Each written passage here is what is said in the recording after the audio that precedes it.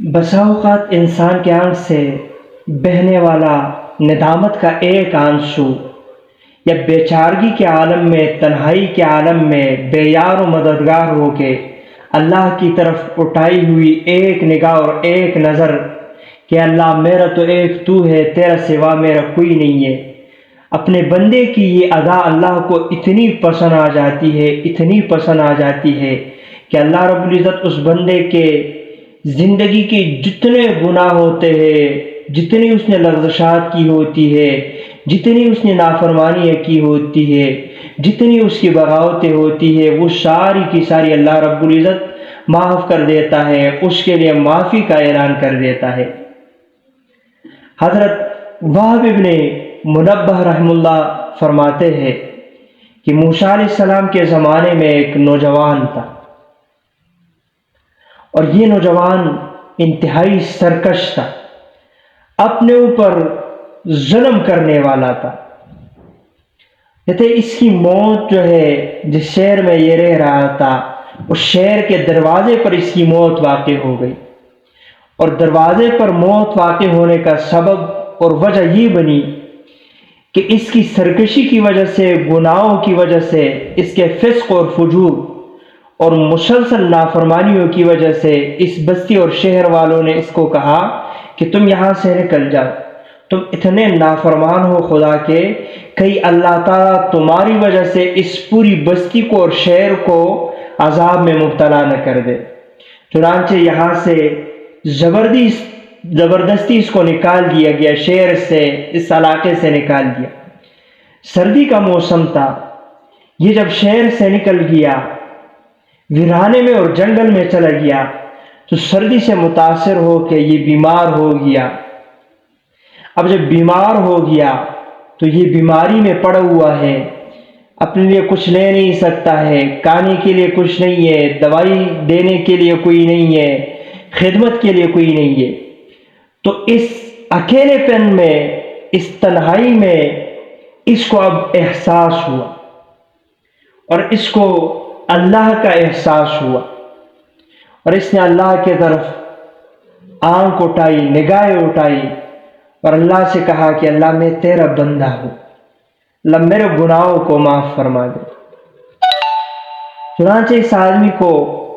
موت آ گئی اور یہ مر گیا۔ اس کی موت کے بعد اللہ رب العزت نے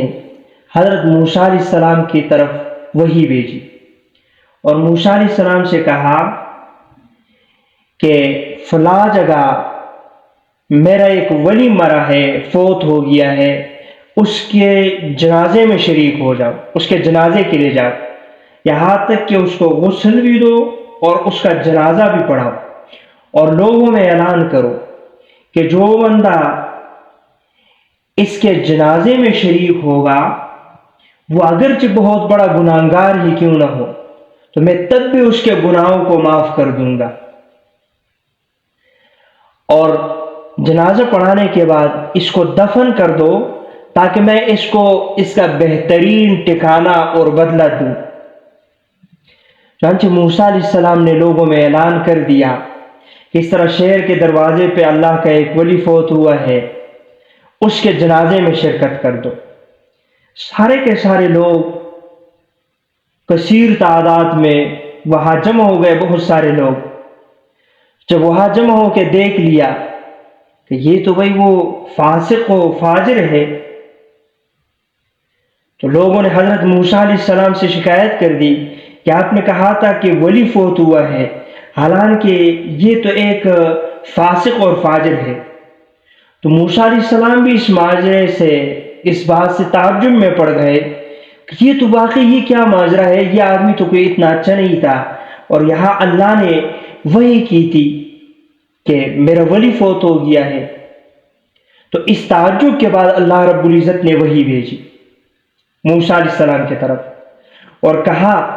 کہ لوگ جو اس کے بارے میں کہہ رہے ہیں یہ صحیح کہہ رہے ہیں، ان کی بات صحیح ہے، اور یہ لوگ زمین میں میرے گواہ ہیں، مگر یہ آدمی جب یہاں تنہائی میں پڑا ہوا تھا تو اس نے پہلے دائیں بائیں دیکھا، ادھر ادھر دیکھا، اس کو اپنا کوئی دوست نظر نہیں آیا، کوئی قریبی، کوئی رشتہ دار، کوئی بھی نظر نہیں آیا۔ تو اس نے اپنے آپ کو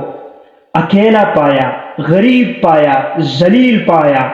ٹوٹا ہوا پایا۔ اور جب یہ ساری چیزیں اپنی اندر دیکھی کہ میں تنہا ہوں، تو پھر اس نے اپنی نظر میری طرف اٹھائی اور کہا، الہی، اے میرے رب، میں تیرے بندوں میں سے ایک بندہ ہوں، یہاں باہر ہوں، شہر سے باہر ہوں، مجھے شہر سے نکال دیا گیا ہے،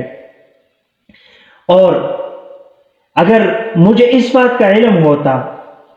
کہ اگر تو مجھے عذاب دے گا تو تیری بادشاہی زیادہ ہو جائے گی، اور اگر تو مجھے معاف کر دے گا تو تیری بادشاہی میں کمی آ جائے گی، تو میں کبھی بھی تجھ سے مغفرت کا سوال نہ کرتا۔ لیکن ایسی بات نہیں ہے۔ اللہ اگر تو مجھے عذاب دے گا یا مجھے معاف کر دے گا، عذاب دینے یا معاف کرنے سے تیری بادشاہی پر، تیری بادشاہت پر کوئی فرق نہیں پڑتا۔ اور میں نے تیرے بارے میں سنا ہے، بلکہ تو نے خود کہا ہے اللہ کہ میں معاف کرنے والا مہربان ہوں، اے اللہ مجھے معاف کر دے۔ خدا نے کہا کہ موسیٰ، اس نے مجھے میرا واسطہ دیا، یہ میرے سامنے گر گرایا، اور یہ جس حالت میں یہ میرے سامنے ندامت کے ایک آنسو اس نے بہائے، جس کیفیت میں اور جس حالت میں اس نے مجھے پکارا، یہ تو ایک ہے۔ یا اگر دنیا کے سارے گناہگاروں کے لیے اس حالت میں دعا کر دیتا تو میں سب کی بخشش کر دیتا، میں سب کو معاف کر دیتا۔ یہ تو اس نے صرف اپنے لیے دعا کی تو میں نے اس کو معاف کر دیا۔